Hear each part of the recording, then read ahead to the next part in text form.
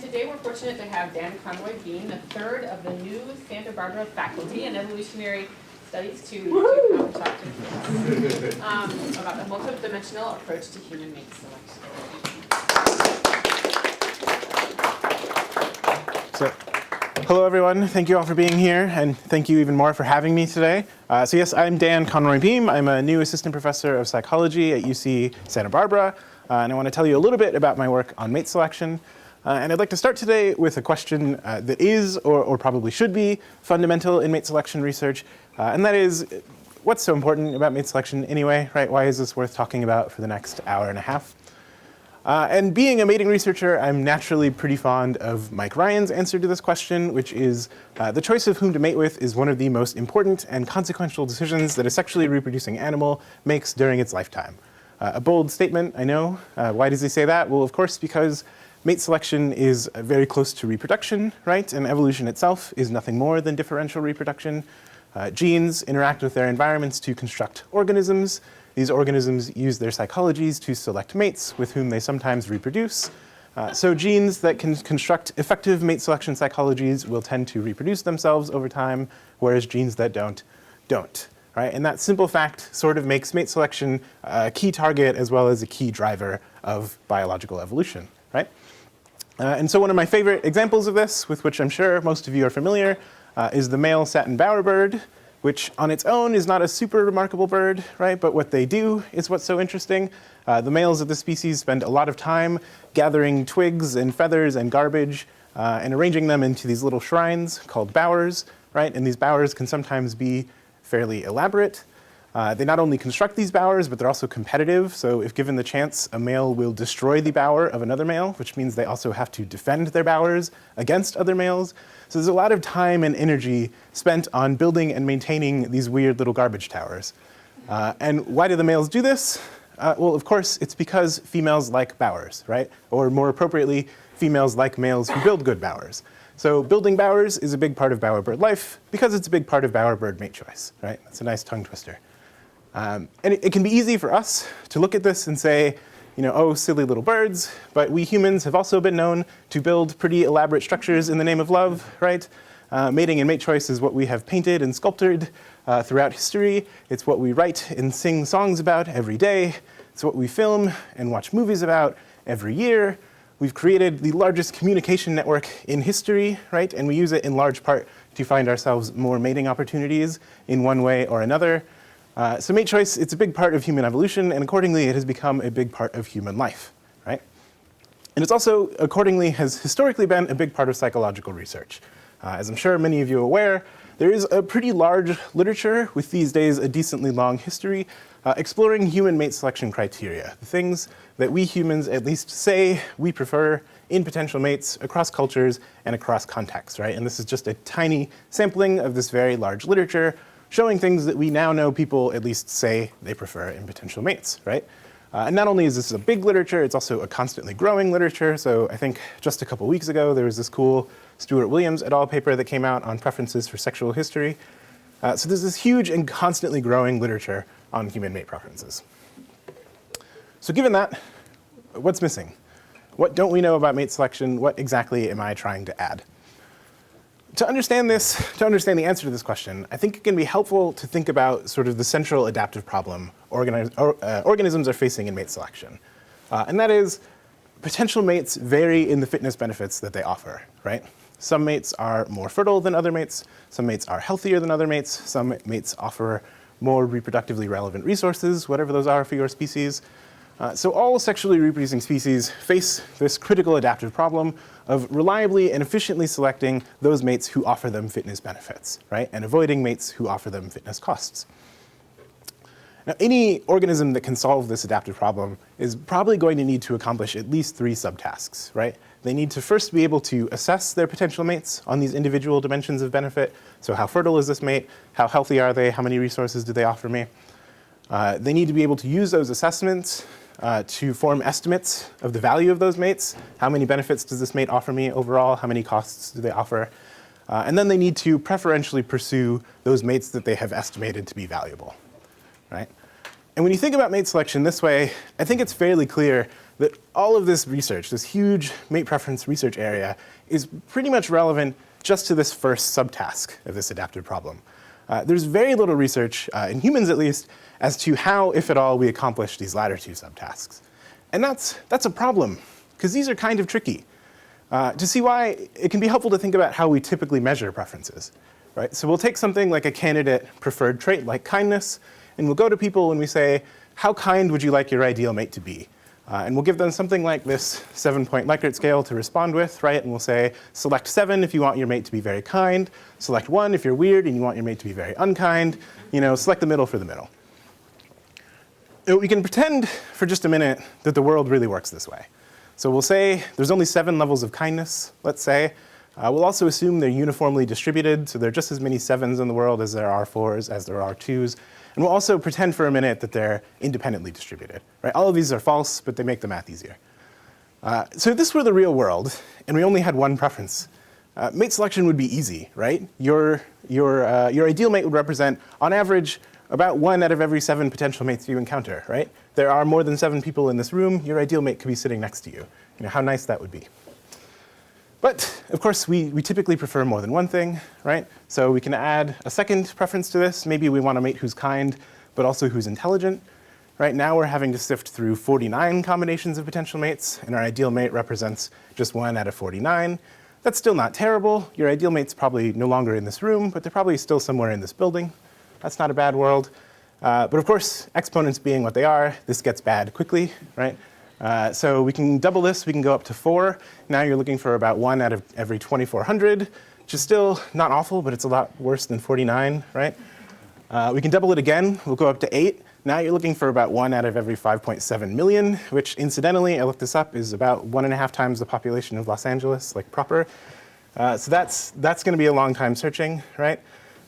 We can go up again to 12, which is the number of preferences I had on that slide, by the way.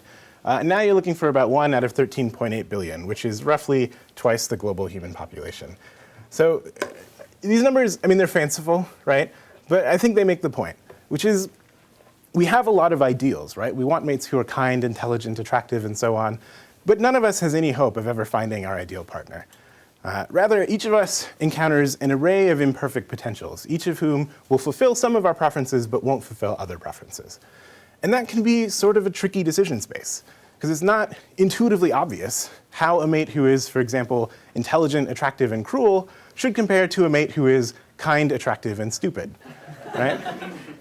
To make these sorts of comparisons, we have to have some kind of psychology that's able to take information on these individual dimensions and integrate it down into some sort of useful decision variable, right? Something like valuable as a mate to not valuable as a mate. So most of my research focuses on understanding the design of this preference integration psychology. And that's what I'd like to talk to you about today.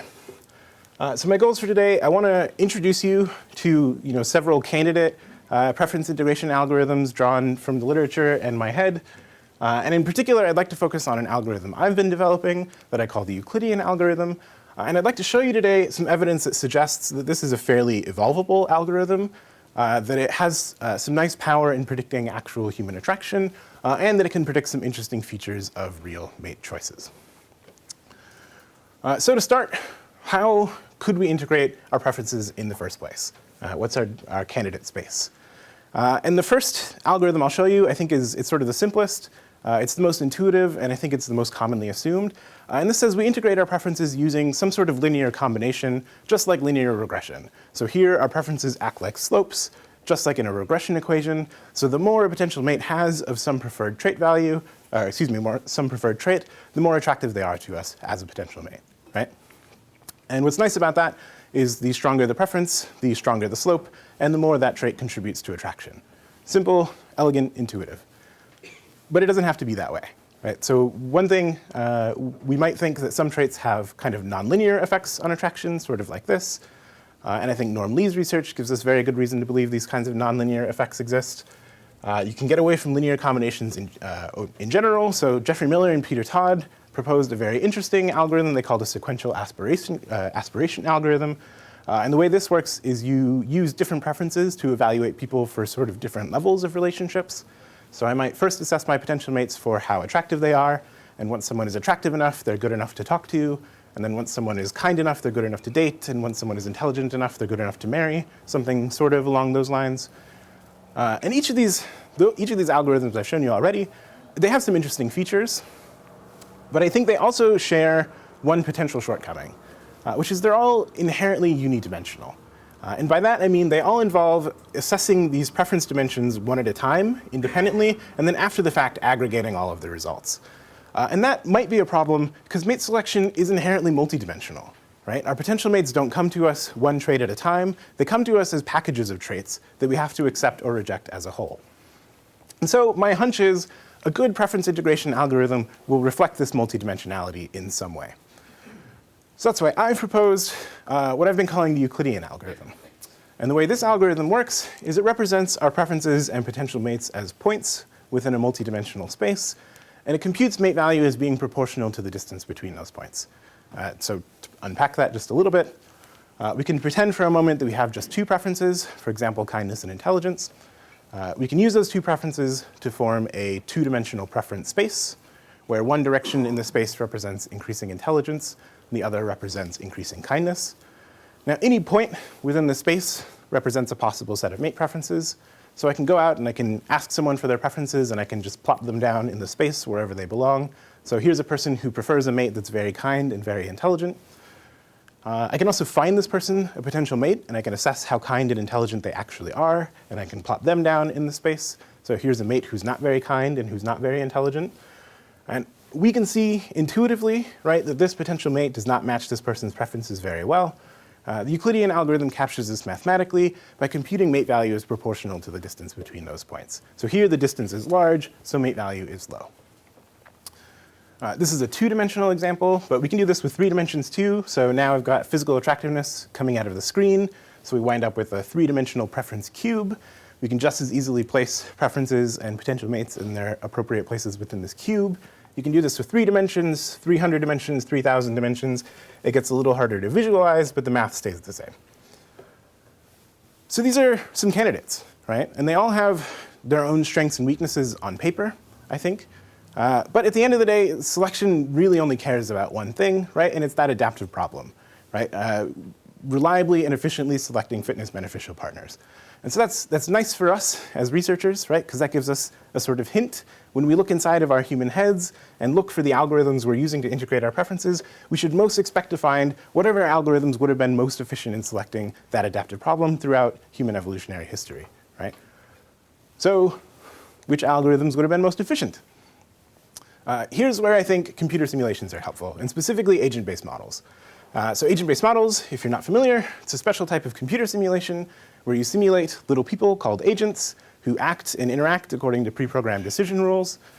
So what you can do with these models is you can generate agents who vary on some interesting dimension.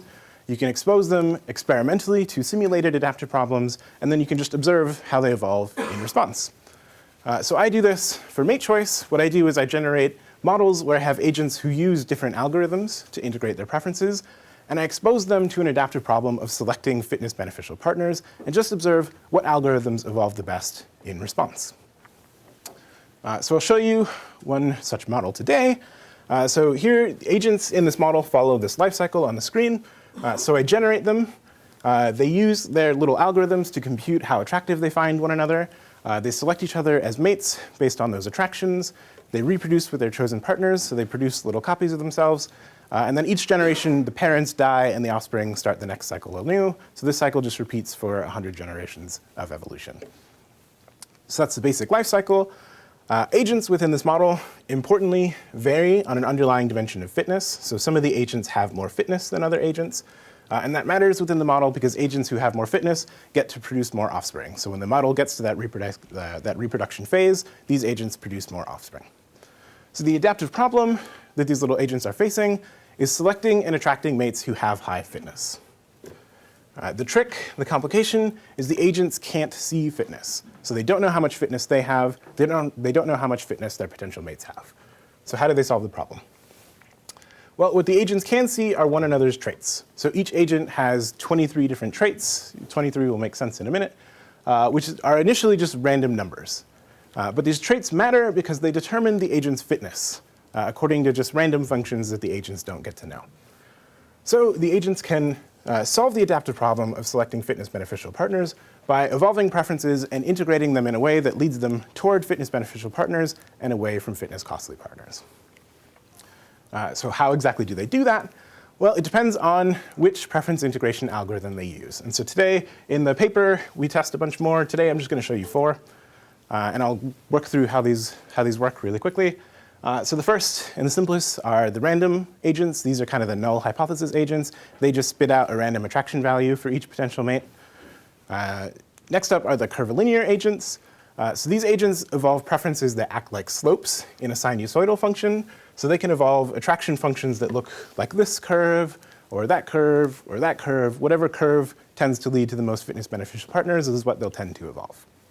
And they do this for each trait, and then they just sum up attraction across all the traits. Then there's the aspiration agents. These are sort of inspired by Geoffrey Miller and Peter Todd's sequential aspiration algorithm. So these agents evolve preferences that define an ideal range for each trait. So they can say, I want my potential mate to be between 5 and 7 on trait number 2, for example. And what they do is for each potential mate they encounter, they just check whether that potential mate's traits fall within their ideal range. If they do for that trait, they pass that aspiration check. If they don't, they fail that aspiration check. And these agents are only attracted to potential mates who pass all or nearly all of their 23 aspiration checks. And then finally, there's the Euclidean agents, and these work exactly like I showed you before. So they form this multidimensional preference space. They place their preferences wherever they belong in this space. They place their traits wherever they belong in this space. And they compute attraction as inversely proportional to the distance between those 2 points. So they are most attracted to agents whose traits fall close to their preferences in that n-dimensional, that 23-dimensional space. So these agents, just to sum all this up, what we have are agents who use different preference integration algorithms. These algorithms affect the types of mates these agents tend to choose within the model, and that affects how much the agents get to reproduce. So we can run this for however many generations we're interested in, and what we should tend to see is algorithms that lead to poor mate choices tend to lead to poor reproduction, and these algorithms will go extinct over time within the model, and they'll be replaced by algorithms that lead to better mate choices. So we can just run this and see which algorithms tend to evolve the best within the model. So here are the results for this model. I've run this. This is based on 100 model runs. So what you're going to see is the average population size on the y-axis across generations for each of these algorithms with 95% confidence intervals. So we'll start with the random, and if this model is working, hopefully the random agents perform poorly, right? And they do, of course. So all algorithms start with a population size of 50, and the random agents predictably kind of crash out immediately. Their population size drops, they go extinct in 100% of model runs. So that's good, that's what we should expect. Next up, the next best performing algorithm was the aspiration algorithm, and you can see it does a little bit better than random, but not by much. Its population sort of crashes early on. It goes extinct in most model runs. I'm actually forgetting the exact percentage. But even when it doesn't go extinct, its population size is never terribly impressive. So the aspiration does better than random chance, but not by much. The runner-up within this model was the curvilinear algorithm. You can see it does pretty well, actually, overall. Its population sort of surges early on. It takes a bit of a downturn and starts to drop off after that. But this model, it's actually the dominant algorithm within the population in about 30% of model runs. But it also goes extinct in about 26% of model runs. So this algorithm does OK, pretty good, not great. And then the winner in this model was the Euclidean algorithm. So its population sort of steadily climbs throughout the entire model run. It winds up being the dominant algorithm in about 70% of model runs. It fixes in about 20% of model runs. I think it went extinct in like 3. So overall, the Euclidean algorithm performs pretty well in the simulation of mate choice. So what does that tell us? And this tells us that at least this Euclidean algorithm is sort of plausible a priori, right? Relative to these other potential ways we could integrate our mate preferences, this algorithm is decently efficient at selecting fitness beneficial partners. When we look inside of our human heads, we have some decent reason to expect we can find something that looks vaguely Euclidean. So that's good. But But this is just the model, right? If this Euclidean algorithm actually works, if this is what we're actually doing, then we should be able to use it to predict features of real human mating, right? And an obvious place to start, I think, is with attraction. And I think attraction is a good place to start because this Euclidean algorithm makes a sort of obvious, I think, natural prediction about attraction, right? Which is this algorithm proposes that potential mates who fall closer to our preferences within this n-dimensional space are higher in mate value to us. And if that's the case, these mates should also tend to be more attractive to us as potential mates, right? We should be able to predict attraction as a mate from Euclidean distances. So naturally, I tried to do that. I'm going to show you the results from 2 studies. The first is 522 people, all recruited from Amazon's Mechanical Turk. Study 2 is the same thing, but 400 people now. All people in the study filled out a 23-item mate preference instrument that looks just like this. So it's 23 7-point bipolar adjective scales. They just ask people to rate, for example, how kind would you like your ideal mate to be, from very unkind to very kind, how attractive, how intelligent, so on and so forth. In study 1, they filled out this preference questionnaire just for their ideal long-term partner, so an ideal committed romantic relationship. In study 2, they filled out this questionnaire for long-term preferences as well as short-term preferences, which we defined as a one-night stand, uncommitted sexual relationship. So everybody fills out this preference questionnaire. Everybody also sees a series of potential mate profiles that look just like this.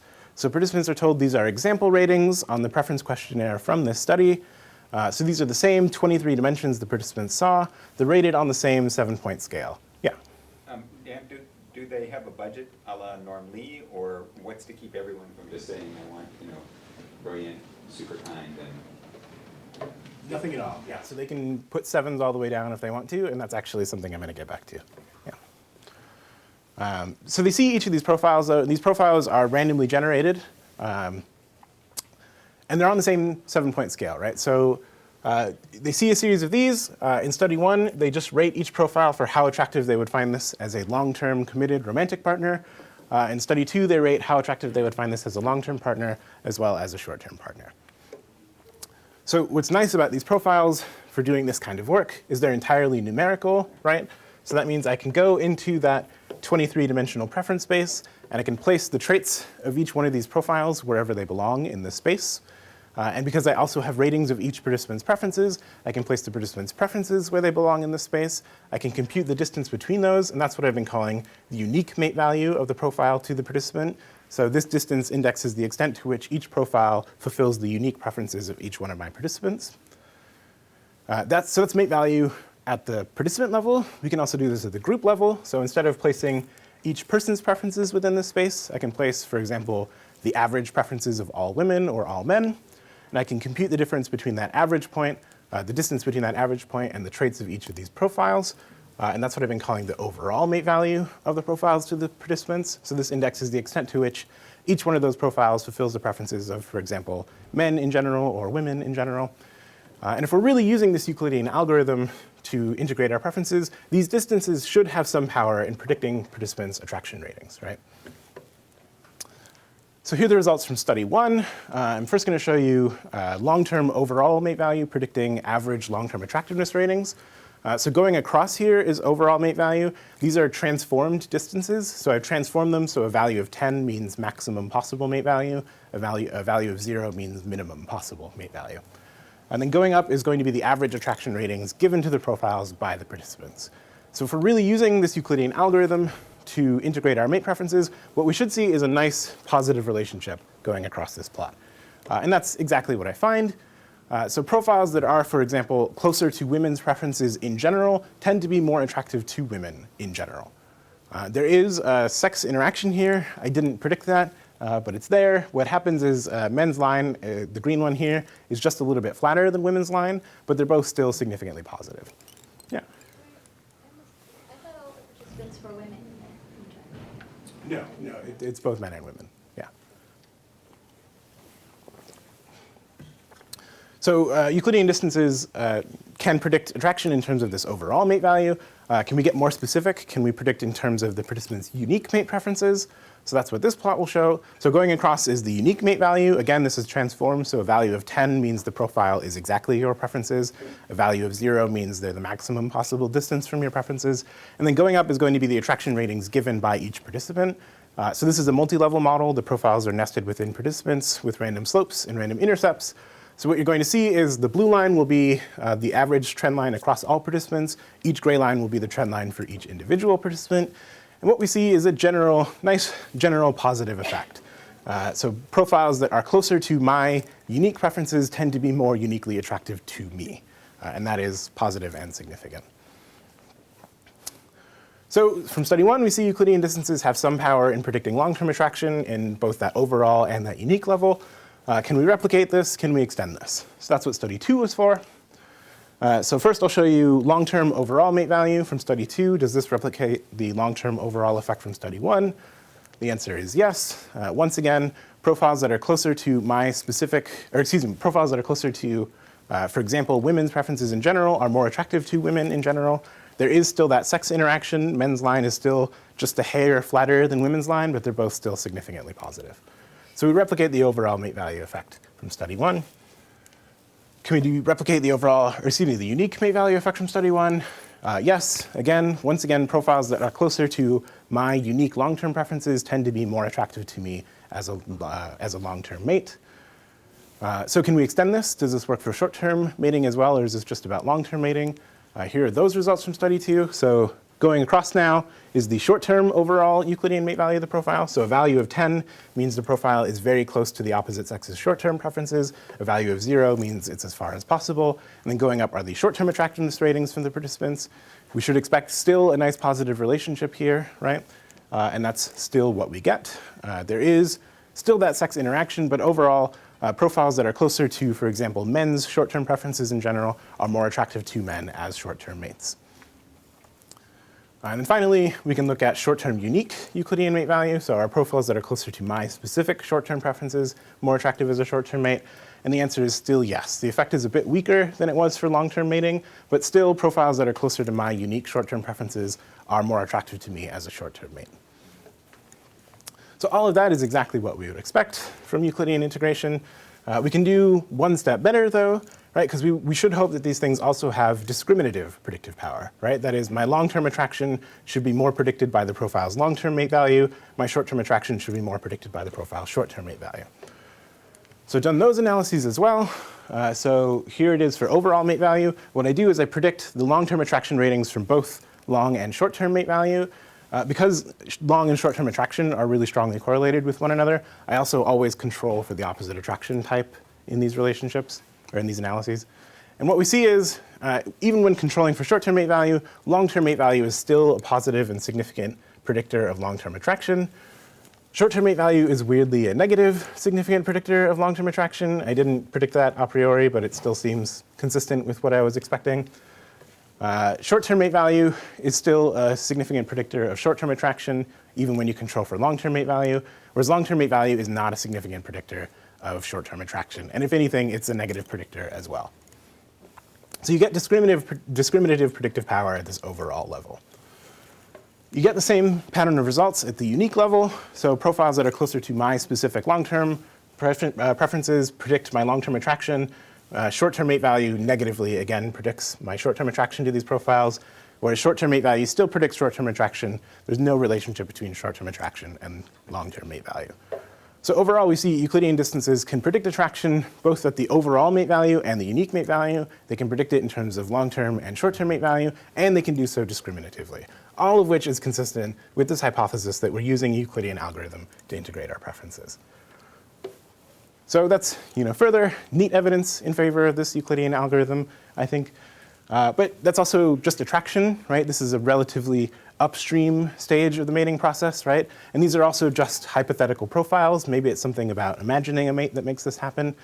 If we're really using this Euclidean algorithm, we should be able to use it to predict features of actual real mate choices, right? So that's where I want to go next.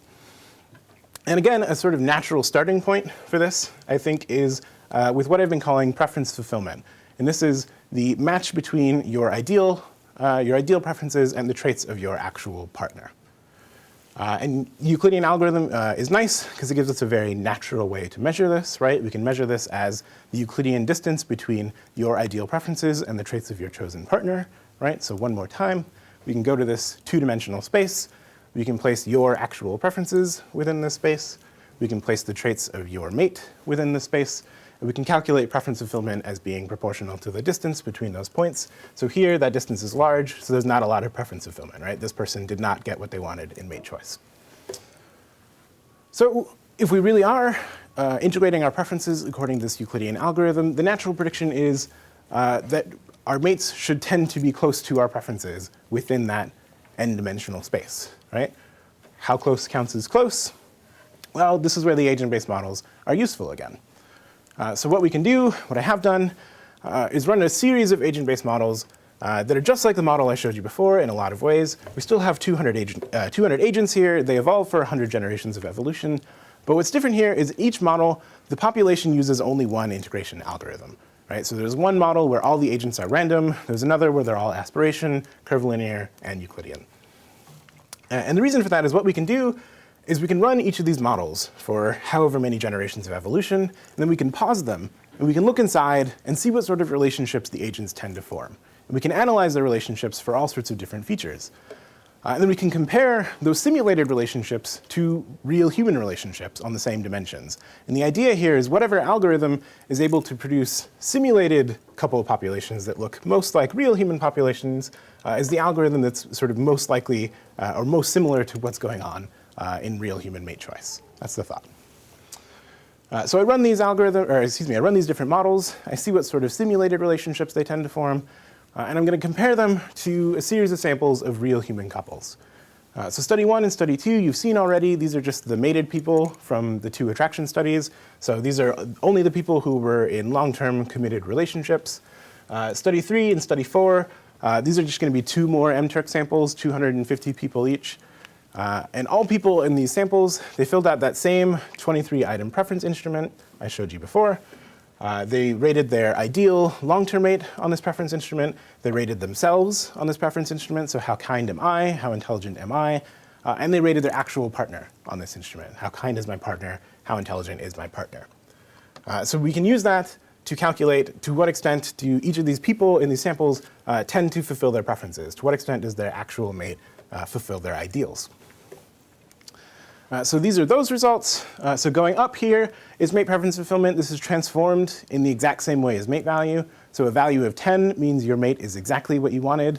A value of 0 means your mate is as far as possible from what you said you wanted. And going across are the different data sources. So first the 4 simulations, and then the 4 human samples. So what do we find? I'll start with the random.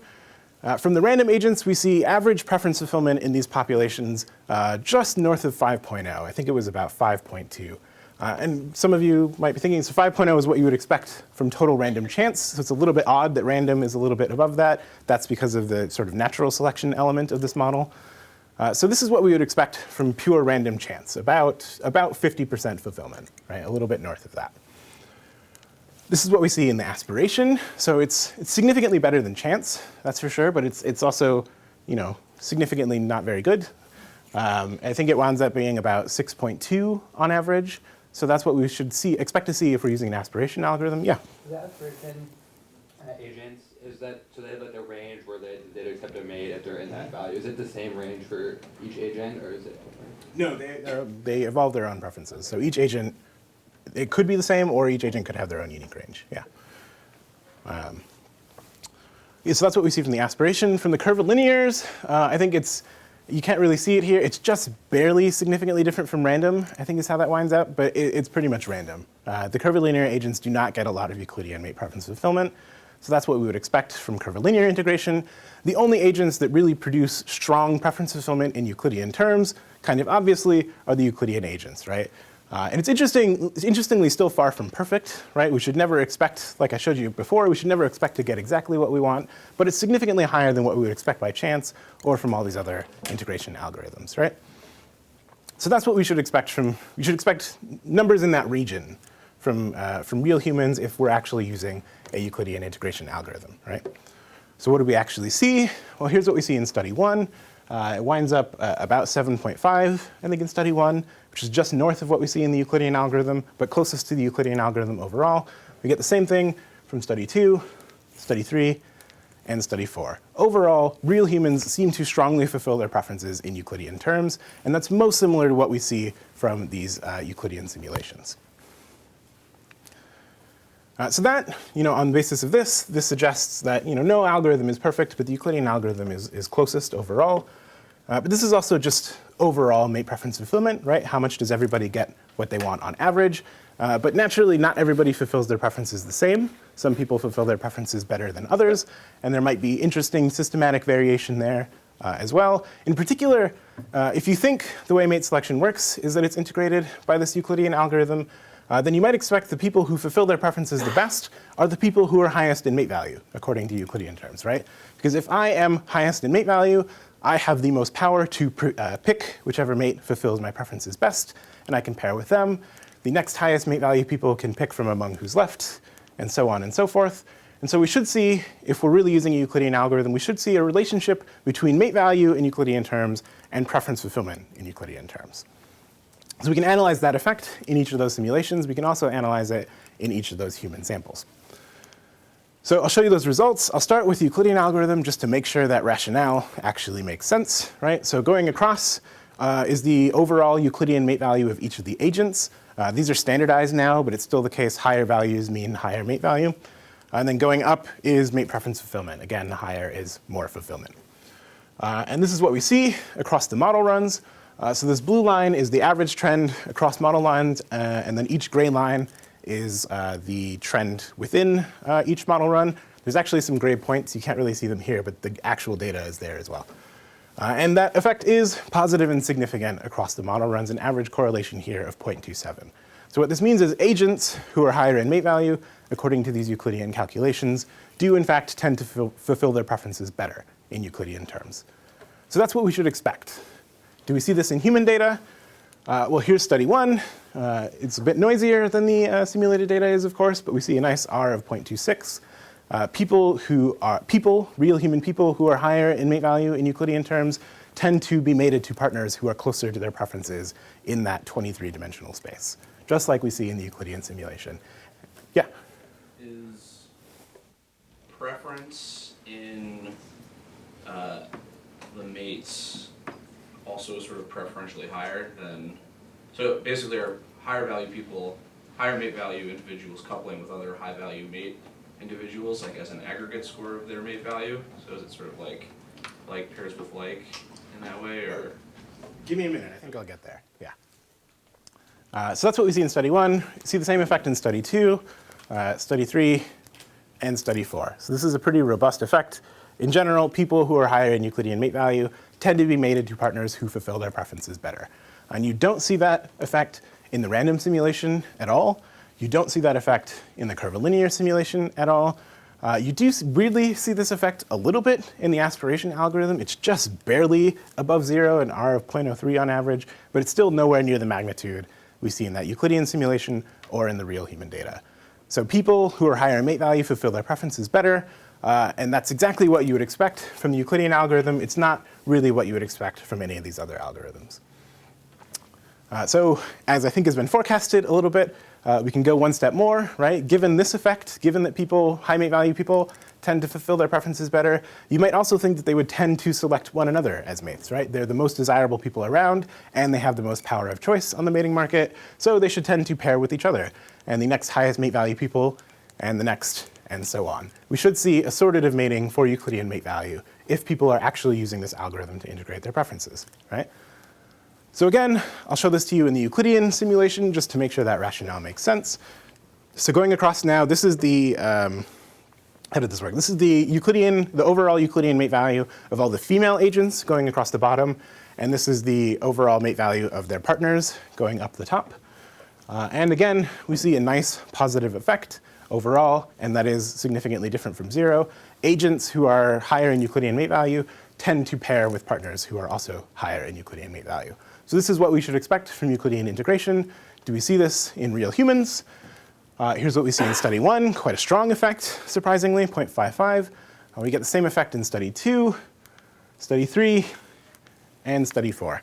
Yeah. So I wanted to make sure I'm understanding these graphs right. So the clustering that's occurring in the right-hand parts of these graphs, Particularly that one. that means that basically people very rarely think that they have, is 5 about average, right, to scale of 0 to 10? Right? 5 would be the midpoint. It turns out, yeah. So very few people consider themselves to be at the midpoint or below in rating themselves. Yeah. So generally, Do you have any indication of how accurate? yeah, that it's a great is? question. So yes and no. So we do have one sample where it's not based entirely on self-report, which is nice, and you get the same results. So it doesn't seem to be a self-report phenomenon. And actually, I thought about including these data, but I cut them at the last minute. For study 3 and study 4, I also included 2 other scales. One is the self-deceptive enhancement component of the BIDR, and the other one is the narcissism component of the SD3. So these measure the extent, are supposed to measure the extent to which people are sort of lying to themselves about how good they are. And those, you can throw those into the relationship and they don't change the relationship at all. So this doesn't seem to be just about people deceiving themselves. These seem to be real effects. Yeah. Yeah. These are not college students. So this is an internet sample. Yeah. And actually, it's interesting. So I don't know exactly what to make of this, but I mean, there is this interesting left skew in the mate values. So generally, people are towards the top of the scale, and there's a long tail going out to the bottom. You see the exact same skew in the models, which is kind of cool. So the agents in general end up being sort of piled up towards the top end of the scale. Don't know if that means anything, but that's there. So we see this assortative mating for Euclidean mate value. You wouldn't expect that from random integration, right? You wouldn't expect that from curvilinear integration. Once again, you do get this effect barely out of the aspiration algorithm. The R is just above 0.06, but again, it's nowhere near the magnitudes we're seeing in the Euclidean models or in the human data. So again, people mate assortatively for Euclidean mate value, and that's exactly what you would expect from Euclidean integration, and that's fairly uniquely predicted by Euclidean integration. And we can go one step further. I think there was a question that alluded to this as well. So far I've been showing you things where I'm calculating the mate value of people, but we can also use this algorithm to calculate other sorts of mate values. So one is the mate value of your ideals. So how high are you shooting when you're going out in mate selection, right? So to do this, I can put your ideal preferences within this preference space. And I'm going to calculate the distance between that and something else, but it's not going to be another person. What it is, it's going to be the average preferences of your competitors, right? And the distance between that is what I've been calling your ideal mate value. And I call it that because if these two points are close to one another, right, that suggests that you are generally pursuing high mate value partners. That's where your ideal is. Whereas if these two values are far from one another, that suggests you are pursuing generally low mate value partners, right? And why would that be interesting? Well, I think our intuition about how mate choice works typically is that we all go after the highest mate value partners, right? And if we are high mate value, well, that's great. They'll like us back. We'll get together. But if we're not, we'll go for them. They'll probably reject us, right? We'll work our way down, and eventually we'll find somebody in our mate value range and we'll pair, right? And that's a plausible strategy that could work, but that could also be kind of a costly strategy for a number of reasons, at a minimum, just because of opportunity costs, right? So in the time I'm taking to work my way down from the top, another person who has more reasonable preferences might come in and take all of the mates who I would otherwise end up pairing with, right? So by the time I get down to my actual range, those mates will be gone, and I will wind up with a partner who is worse than I would have had if I had more reasonable preferences to begin with, right?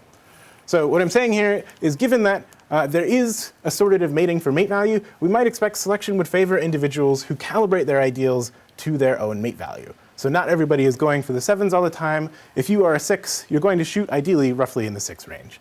And we can measure that in each of the simulations. We can measure that in the human samples. So here is the Euclidean model to see if this sort of thing actually happens. So going across is the mate value, the actual mate value of the agent. Going up is the mate value of their ideal partner. And we see a nice positive relationship between those two things across the model runs that is significantly different from 0. So agents who are higher in mate value actually tend to evolve ideals that are higher in mate value. Agents who are lower in mate value evolve ideals that are slightly lower in mate value. Do we see that in the human samples? Yes, we see that in study 1.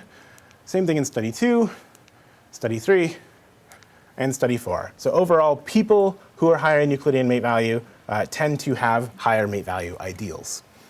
And that doesn't come out of the random simulations, doesn't come out of the curvilinear simulations. Once again, weirdly weak positive effect in the aspiration simulations, but nowhere what we see in humans or the Euclidean models.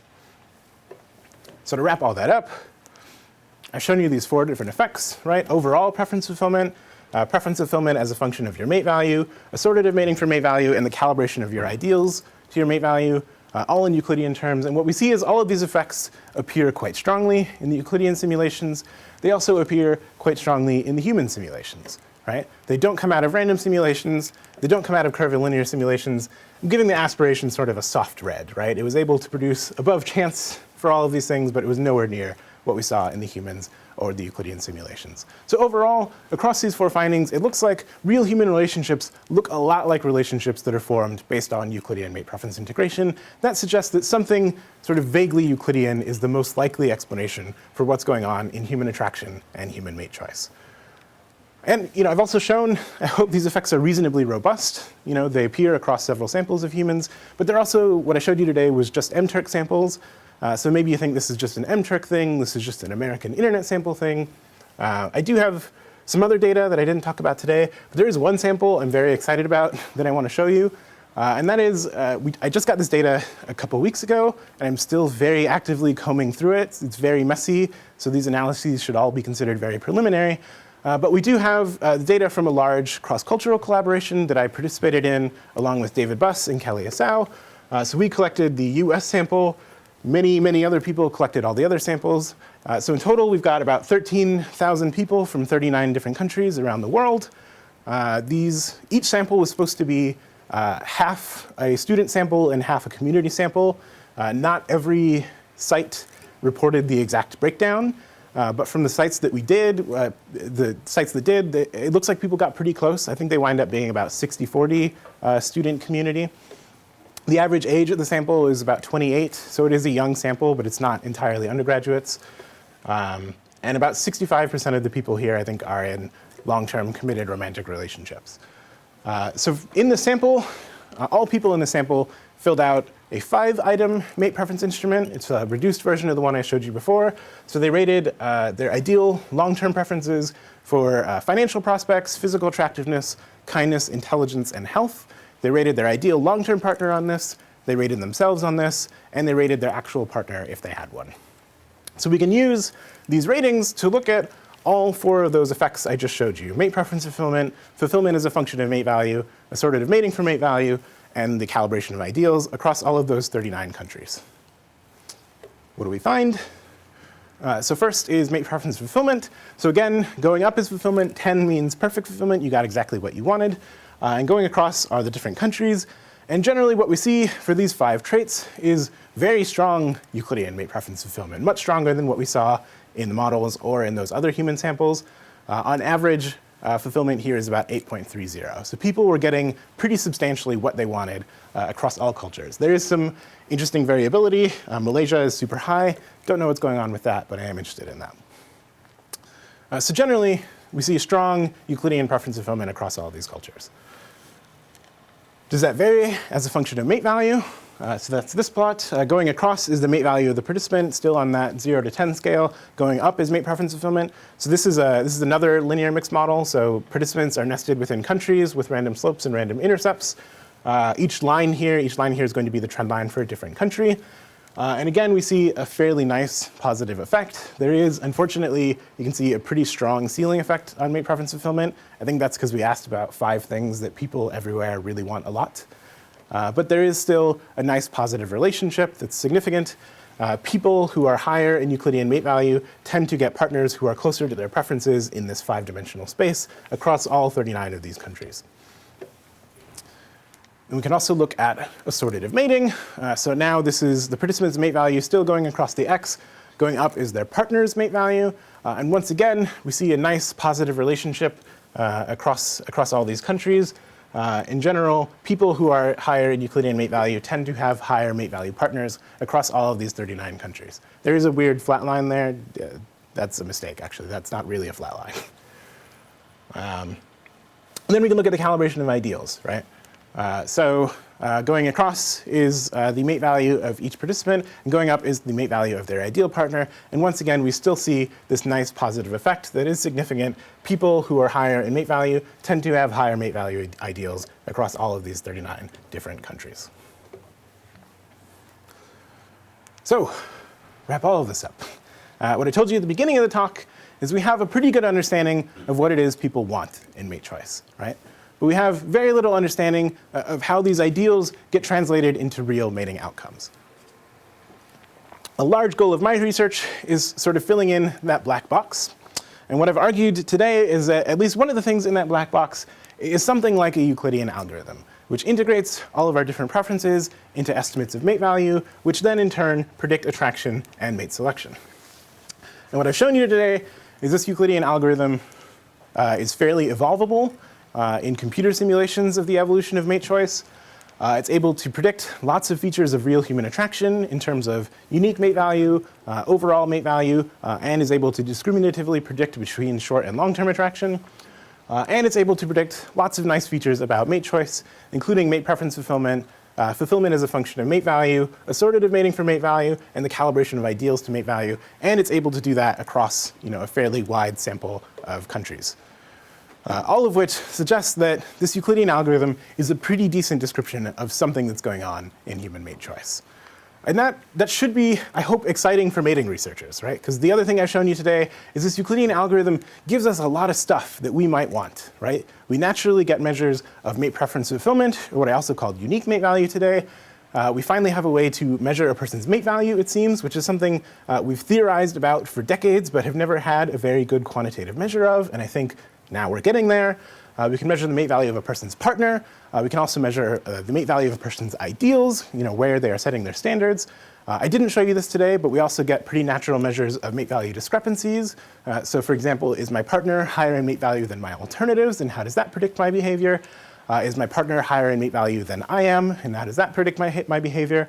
And all of these things are things that we've been interested in and things that we think might be useful for understanding, further understanding attraction and mate selection, but also useful for understanding things like mating strategy. For example, what mating strategy do I select? How do I pursue that strategy? Useful for understanding things like relationship emotions. So we actually have a paper out already where we show Euclidean mate value discrepancies can predict people's relationship satisfaction. But we can also ask, do they predict how much I love my partner, how jealous I am of my partner, etc. And they might also be useful for understanding things like relationship decisions, right? So should I stay with my partner or leave? Should I be faithful or should I cheat? All of these things are things we've been interested in, and all of these things will hopefully be useful for better understanding the evolution of our mating psychology, understanding how this psychology translates into mating outcomes, and I think understanding how these outcomes have historically shaped the evolution of our species. So I'd like to thank lots of people, members of the CEP, the Bus Lab, Laguerre Lab, and Psychoinformatics Lab at UT for super helpful feedback at all stages of all of this work. My many, many collaborators, I don't think it was even worth trying to fit them all on one slide, but for that huge cross-cultural project. And most of all, I'd like to thank all of you for having me here today and take your questions.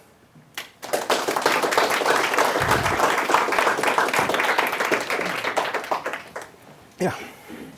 Very, very interesting. So I have one question that sort of brings together some different pieces of your data. So Sure. if you are showing this sort of calibration effect of it, then do you think that what you're measuring as preferences are actual ideal preferences, or are they people's preferences tempered in terms of what they think they can get? So I guess I'm just wondering if you could shed a little bit more light about on how the question was framed and which one you think you're actually getting, because it seems like the calibration result implies that you're getting this kind of tempered preference as opposed to an actual ideal preference. Yeah.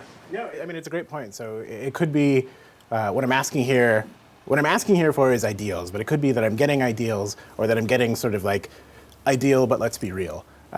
So the way I frame the question is, your ideal partner. Think of your ideal committed romantic partner. What would they look like? And what people give me are these sort of calibrated preferences. Whether that means that they sort of, maybe there's some kind of demand characteristic, like they know they should say things are realistic even though I'm asking for their ideal, or it could be that these are their actual ideals. And I don't know of a way to get at that by asking them. I am doing starting to get on some projects looking at how to use these methods to reveal preferences though, and I think that's where it'll be useful to see to what extent do people's revealed preferences in these n-dimensional space map onto what they say. Are they actually more idealistic or less idealistic than what they say? So we'll be able to find out soon, hopefully. Yeah. So one thing that I think is really interesting in the context of this is sort of the asymmetry and search costs for somebody who's low on preferences versus somebody who's high on preferences, and how that relates to their goals in exploiting the preference space. So you can imagine somebody who's really high on all the preferences, but is less concerned with quality and more concerned with quantity of offspring, and thus there are lower search costs for aiming in the lower dimension, because that's more strongly preferable for that agent than the one who's up here. So I just do you have any sort of analyses that are looking at that and how cost of basically the asymmetry of cost in these pairings, because it seems like it's always your goal should always be to move sort of upward in the goal. Like it seems like it would be preferable to sort of be preferentially moving upward as opposed to just within a certain domain around your location. Yeah, and so quality-quantity trade-offs, or sort of where you set your kind of minimum acceptable threshold is something that's interesting. I think maybe that ideal mate value sort of thing might be useful in getting at like who's making those sorts of trade-offs. So maybe you set your ideals lower because you're not necessarily concerned with having the highest quality mates, but rather having multiple mates. Or another way of looking at that is to what extent do you set your preferences such that they match a large number of potential mates. And I've kind of dabbled with that a little bit, but I haven't looked at it too seriously. And in the models, all of the agents are shooting for quality, really. They don't have a choice to go for quantity, but that's definitely something I would like to integrate, because I think these tools might be useful for exploring those sorts of questions. But yeah, I haven't looked too much at that yet. Yeah. So the a mate preference in this multidimensional space, is it the case that a divergence from that on any of the dimensions has the same? Okay, you see what I'm getting at? Yeah. There's some way of like warping the Euclidean hyperspace so that someone who's 2 units less intelligent, that'll mean a lot more to me than someone who's 2 units less in kindness. Yeah, I haven't tried that yet, but that's an obvious next direction to go for. And that's also a great paper title right there, Warping the Euclidean Hyperspace. That'll be great. Yeah, I mean, I don't know exactly how to do that yet. I haven't thought too deeply, but that is exactly one of the directions we want to go. Because presumably, right now, this treats it as though, being less intelligent than I want is the same as being more intelligent than I wanted, which is, appears to work, but just seems unintuitive. So I would like to test a model that incorporates those sorts of asymmetries. If anyone has any ideas how to pull that off algorithmically, let me know. Yeah.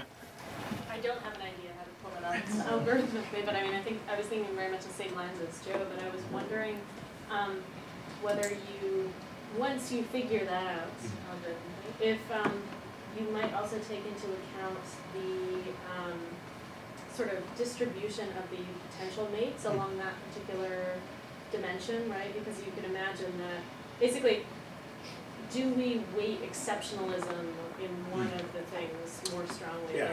So if you have something where there's a really narrow band in, say, I don't know, a kindness, right? Like everyone is like pretty kind, so like being a little bit more or less kind like isn't that big a deal, or I don't know, whatever. You could just imagine that each of those things is going to have a different kind of distribution value across your pool of potential mates. Because one of the things that I was just thinking in general is one, I mean, probably you're not going to be able to assess all 23 values, right? So you're going to be using some as kind of proxies.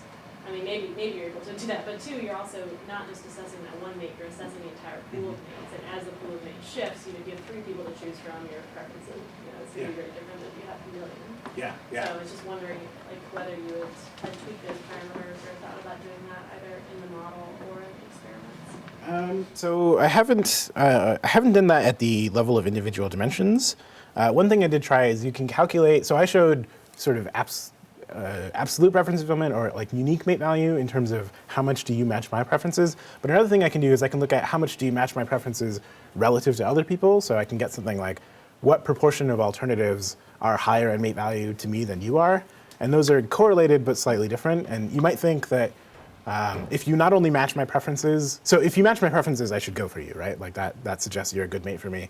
But you might think if you match my preferences and you're the only one out there who matches my preferences this well, I should be sure that I try you as a potential mate, right?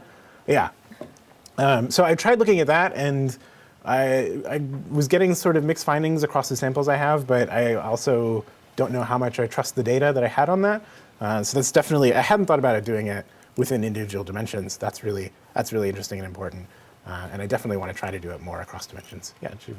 This is just really quick, just to add on to one more thing that you could look at. So in addition to sort of looking at the distribution within a trait, but also knowing, weighting the traits differently, right? So intelligence may be much more important to a person than masculinity or something. Oh yeah, like that, yeah, right? yeah. So that is definitely my next step. Got the IRB approval for that ready, and I actually got some pilot data from an honor student that I had, where she threw in an importance measure, and it was sort of things were trending in the right direction, where the kind of weighted.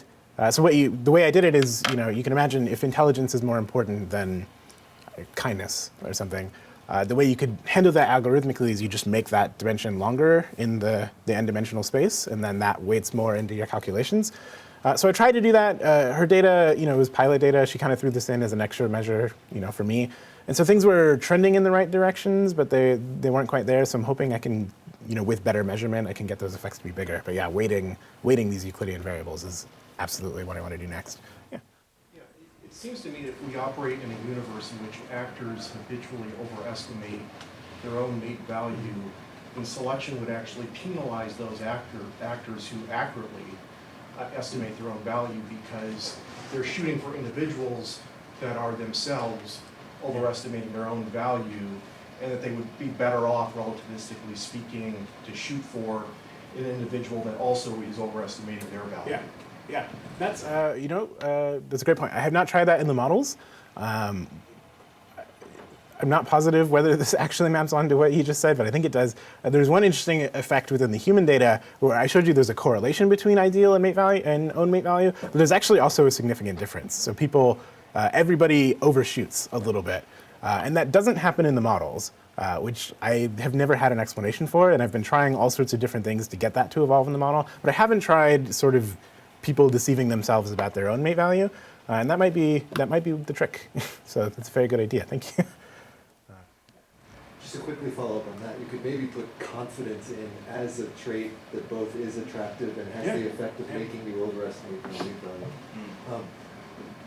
First, I just wanted to congratulate you, because we all seem to be accepting your baseline model and liking it and proposing our own tweaks, so that suggests that you're doing something pretty useful here.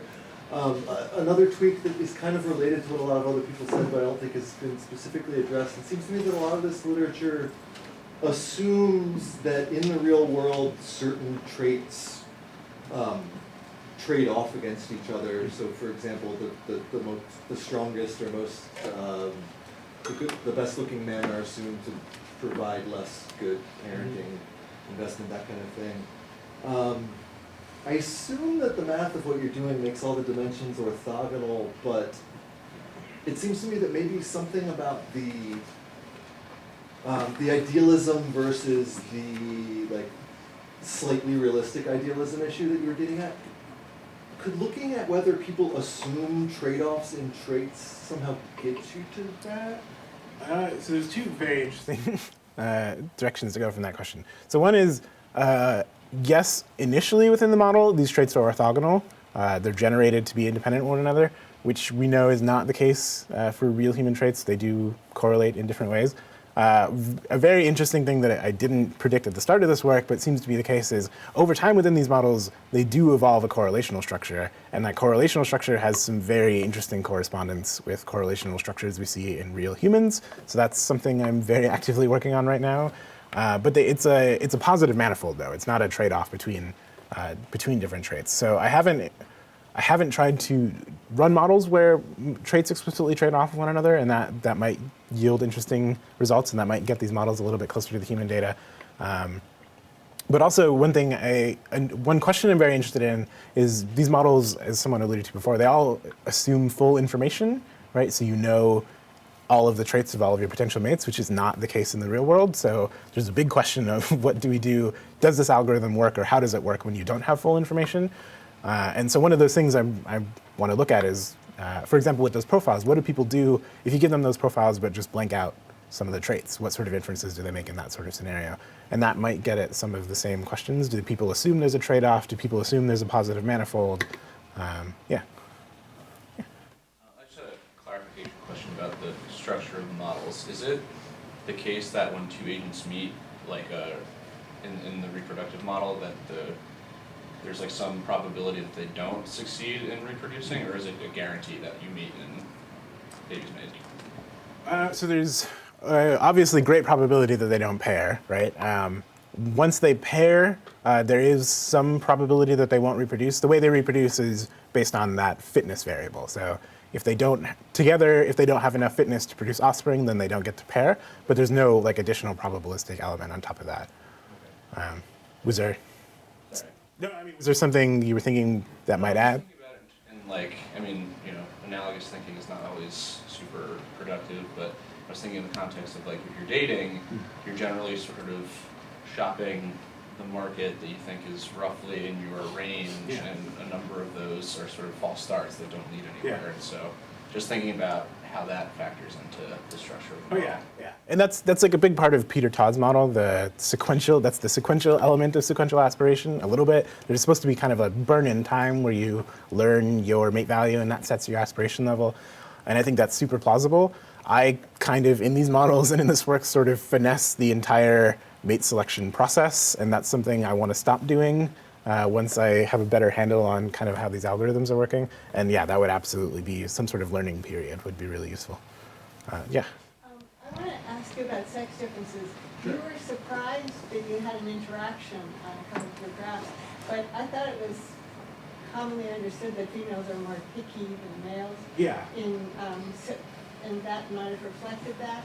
But you must have had sex in all of these models. Were there sex differences? Were there sex differences did you just control those out? Or have you ever looked at males and females separately? So I mean, I said I was surprised about the attraction effect. It is like sort of consistent with a lot of hypotheses. One thing that's surprising about it is I would think you would expect the interaction to be stronger in short-term mating than it is in long-term mating, and that doesn't come out, but that's also like a third-order interaction, and I never have enough data to have enough power to find that interaction. So maybe if I had a giant sample, if only I had included attraction measures on that stupid cross-cultural project. Kicking myself now. But yeah, so it could be that, but I'm hesitant to say that it is like a selectivity difference without that interaction there. With the models, I've toyed with sex differences a little bit in the models. The models I showed you today, I just took sex differences out to keep things simple. In the paper, we actually did force sex differences, so the sexes have slightly different mate preferences. But I never really looked to see how that affected if there were sex differences that mirrored that like interaction within the model. That would be interesting to do.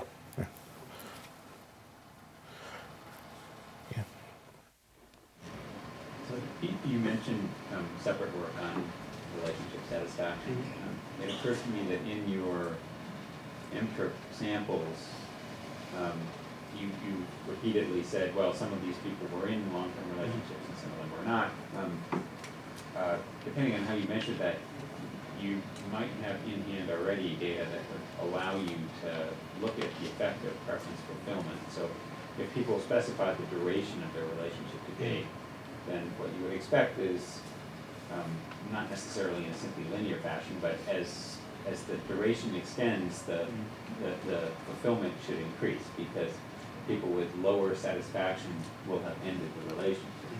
Now, it's a, I think a logical prediction. There's a potential confound, and so now I'm arguing with myself, which is that it's not inconceivable that people adjust their preferences as a function of transaction costs. So the longer the relationship duration to date, in particular the presence of children and other shared assets, the higher the transaction costs become. And while, at least in principle, selection could design the system to keep the preferences the same and just have satisfaction be reduced, to the extent that as the transaction costs mount, the options narrow, you might well expect that you'll get a better result if the motivational system is not degraded by decreased relationship satisfaction. So you may get adjustment of preference as a function of duration. So my previous prediction still stands, but now you can't adjudicate between two explanations. Yeah, well, so there's several interesting things there. One is, in that satisfaction paper, what we actually found is it's not absolute fulfillment that predicts your satisfaction. What it was basically fulfillment relative to others. So if you're, and the rationale here was kind of, as you said, there's, maybe not as I said, there's no point in abandoning a partner who doesn't fulfill your preferences if there aren't alternatives who would fulfill them better, right? That would be a kind of weirdly designed satisfaction system. So what actually happens is people are, they're less satisfied as their partner fulfills their preferences worse than the general population does, so it's a relative effect. So, but you might see that relative effect is what changes across time. The people who are together the longest are the ones who had partners who are uniquely good for them. And that might be less susceptible to the sort of preference adjusting. I don't know off the top of my head. I'd have to run the models, I guess. But that might be sort of more robust to those sorts of fudging yourselves. Or it might be that people don't fudge their preferences given that fulfillment doesn't seem to relate to satisfaction. Yeah, so I was wondering about the question of why the Euclidean strategy is the best strategy, if it is, and I mean that in the ultimate sense of why it would be the best. Because there's a lot of work in psychology about, as you know, about how to integrate cues, and you might think, for example, that the log of the distance might be better than the absolute distance. Yeah. So I'm wondering. I guess what I want to ask about is your approach of using simulations, which I found really interesting, because there you would expect the answer to depend on the environment structure, the Q structure of the environment, right? And I was wondering if you could explain that, because it sounded like you set up a random set of Q validities. If I get it right, you said you drew from a random distribution of what the correlation was between the Q and fitness, and then you ran the simulations on that, and Euclidean came out best. And that's why is that? Well, so there are I have tried a bunch of different ways of setting up the Q validities. So the way it worked in this particular set of models is the model just predicts one random trait value, and the amount of fitness you get is a function of your deviation from that random trait value. But they're still random with respect to the other traits. But I think there's a number of reasons why I think the Euclidean algorithm performs well.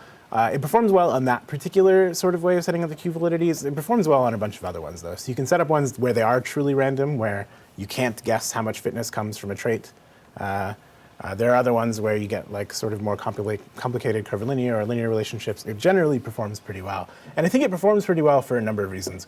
One is it doesn't need a lot of parameters, right? So all of the other integration algorithms I showed you today required at least 2 slopes, and a lot of them require more.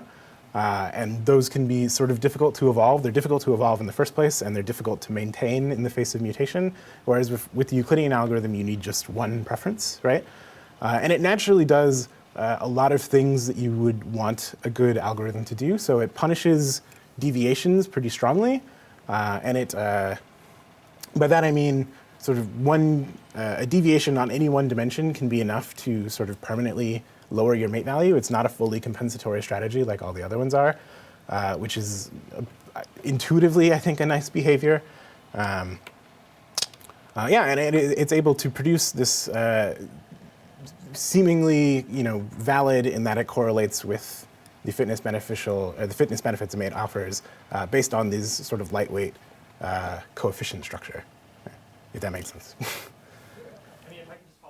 So then, I mean, it would seem like it might be useful in your data analysis, because I really like the combination of the modeling and the empirical data to do like a model comparison kind of approach instead of, because it seemed like you just ran a bunch of studies and then showed that the slopes were highest for the Euclidean. Yeah. But it seems like you could maybe even get more bang for your buck by having similar kinds of strategies, but for example, took the square of the distance, Yeah. or whatever, right? And it would be pretty easy to fit all those simultaneously Yeah. and say which explains the variance most. Yeah, this is a tricky problem because the candidate space of algorithms is very large, right? Like you can test alternatives for a very long time, and that's sort of bad and good. I have done that a little bit, I think, if I'm understanding you correctly. So I have actually some data. I prepared this. So for example, in the attraction study, I compared a bunch of different algorithms for how people might be computing attraction. So one is the Euclidean, obviously. Another is just the Manhattan distance, which is just the absolute deviation instead of the Euclidean distance. Another is the profile correlation. So this was like some people have proposed this is how this works before. This is the correlation between your preferences and the traits of each of those profiles. One was just a straight up linear regression. And then one was what I called profile valence, and this was just sort of the sum of all of the traits when they're recoded so they're all positive. So you can see to what extent those predict attraction. And in general, the Euclidean performs better than all of them. So I am trying to do this a little bit. It's tricky though because there are a lot of alternatives to consider. But if anyone has plausible alternatives that I'm not considering, I'm like very open to them. Please let me know. One just clarification question, and then two maybe suggestions or things to think about. I don't think we talked about it yet, but one just clarification question, and you may have already covered this and I just missed it. In your MTurk studies, so I know you're getting participant sex. Are you getting sexual orientation? Yeah, good question. So I do have sexual orientation.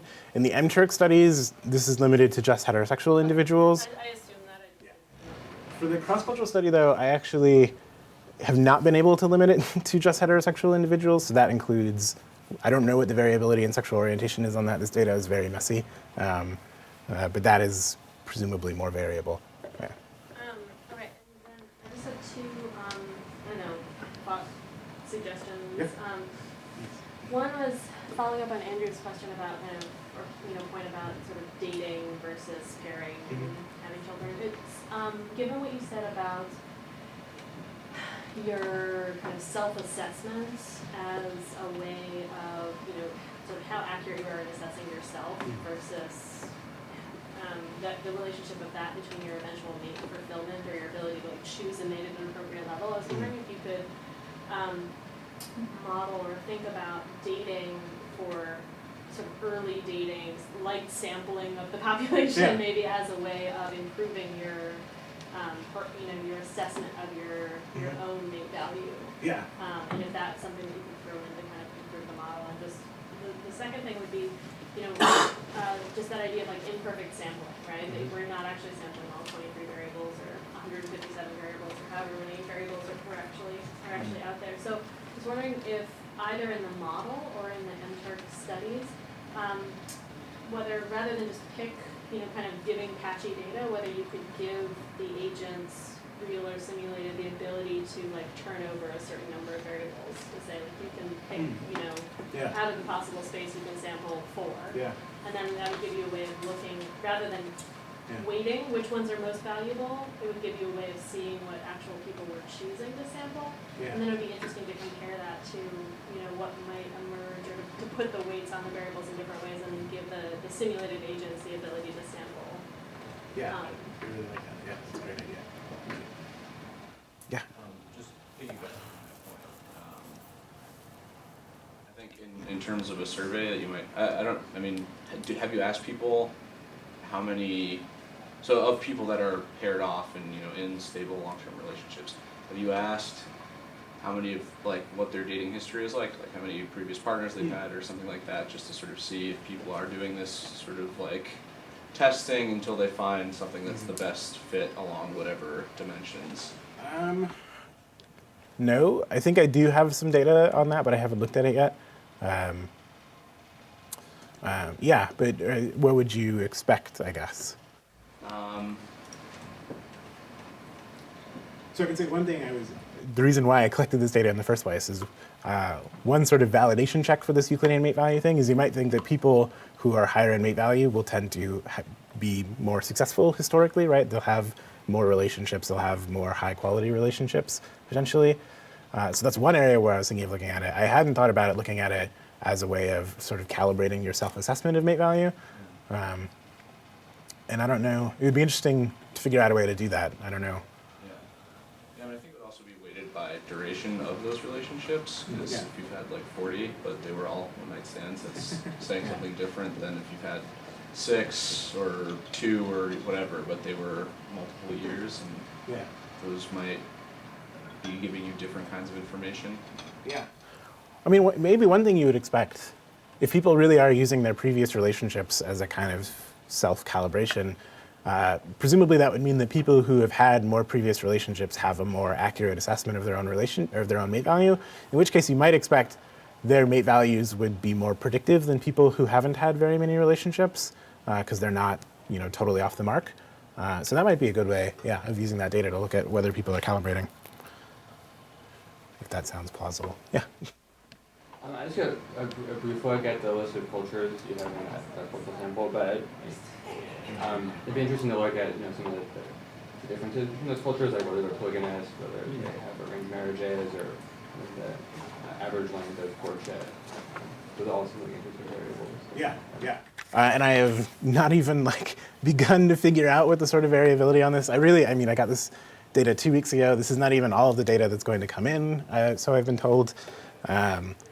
And the data is naturally a mess because for some reason every country uses their own coding system. So you've got to go through and figure out what do people use for blanks? Why do people use so many different coding systems to code blanks? I don't know.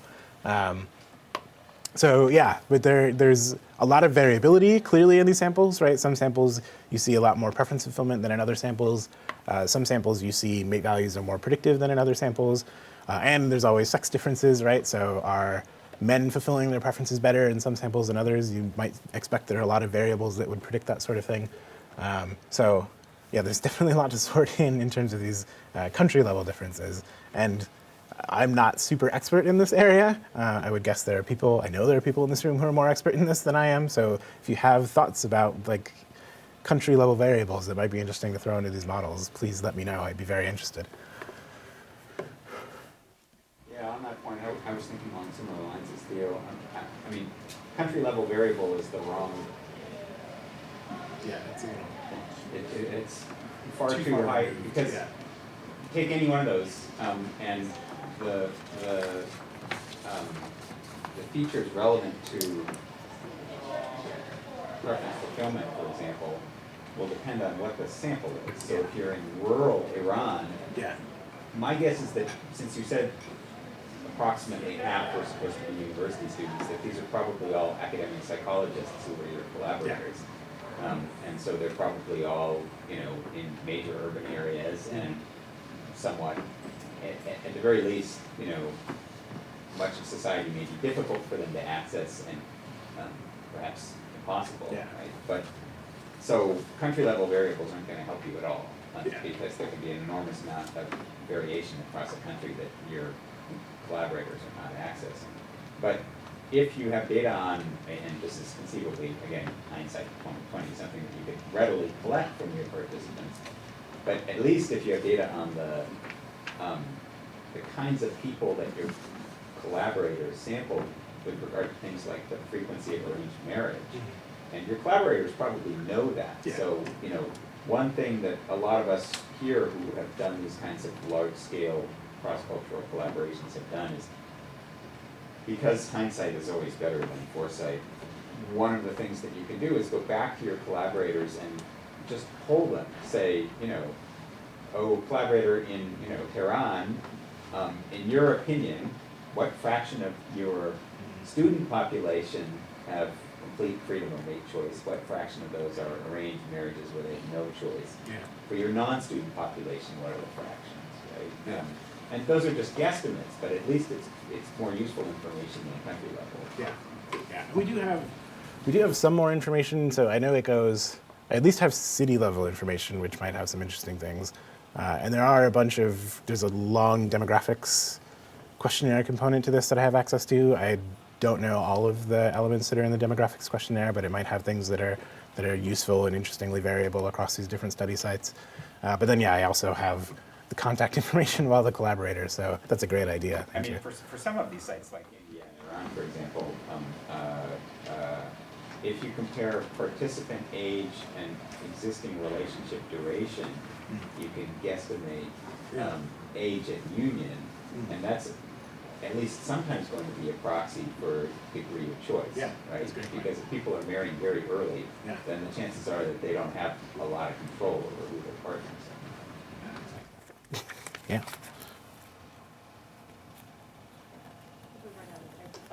We can continue at coffee.